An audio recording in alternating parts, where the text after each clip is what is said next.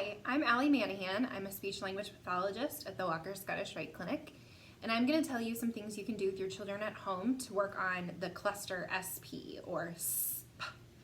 So first, starting off, a lot of times we'll work on the S sound by using a visual cue. So sometimes therapists will go from bottom up to top or bottom to top.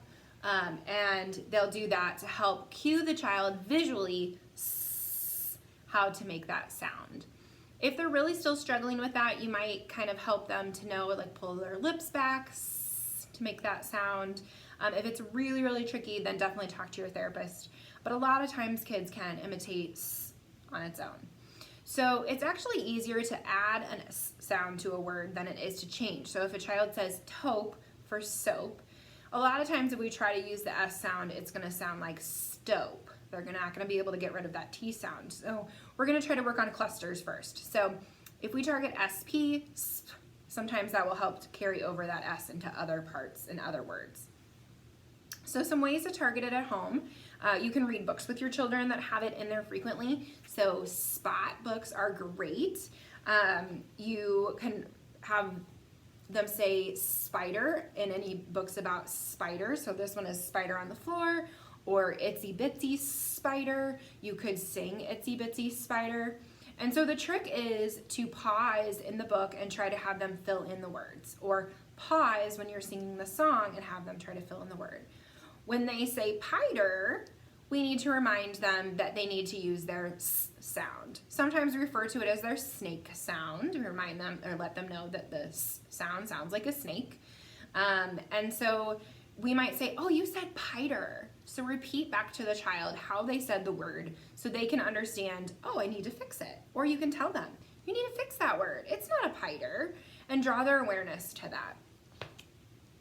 Once they're starting to do the SP blend fairly easily, then you might want to up the difficulty by having them say it in a couple of words, like in a phrase or in a sentence, or you can also increase the difficulty by making it have more syllables, like in the word spaghetti. This is a really tricky word for kids, so I don't recommend starting this first, but if you've been practicing them for a while, a spaghetti might be a good one to work on. Some other things you could do at home is you could look for stuffed animals that have spots, or label animals in books that have spots. This one has spots, but you can also say this one doesn't have spots.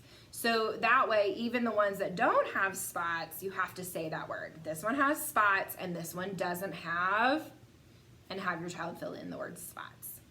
Another thing you could do is get a bag of plastic bugs. They have them at the dollar store, or you could even make them out of paper. You could make spiders, and you could go on a spider hunt around your house, do little hide and seek with the spiders, that sort of thing.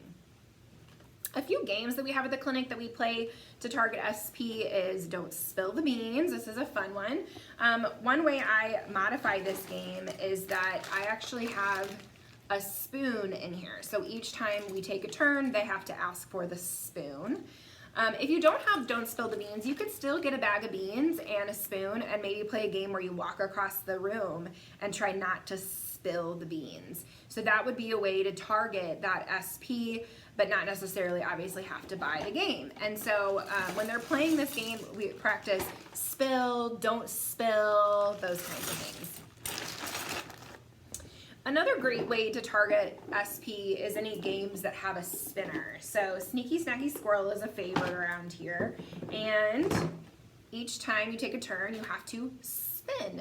So there's lots of games that have spinners. Hi-Ho Cheerio, there's a bunch of different ones that are fun ones. So look at what you have at home already. And just every time that someone takes a turn, the child has to say the word spin.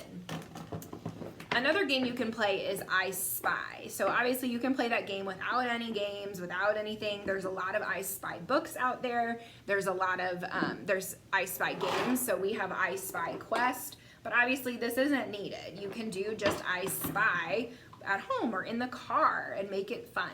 So having them say I Spy might be a little bit trickier when they're first starting out. That's a phrase, so anytime a child is trying to say a word before the sound target might make it a little bit harder. So just remember that you might have to put a big pause in there between. You might have to say I, and then have them say I, and then spy, and have them say spy. So hopefully that's helpful. I hope that you can use some of these ideas at home with your children. If you have any questions, let us know. Thanks.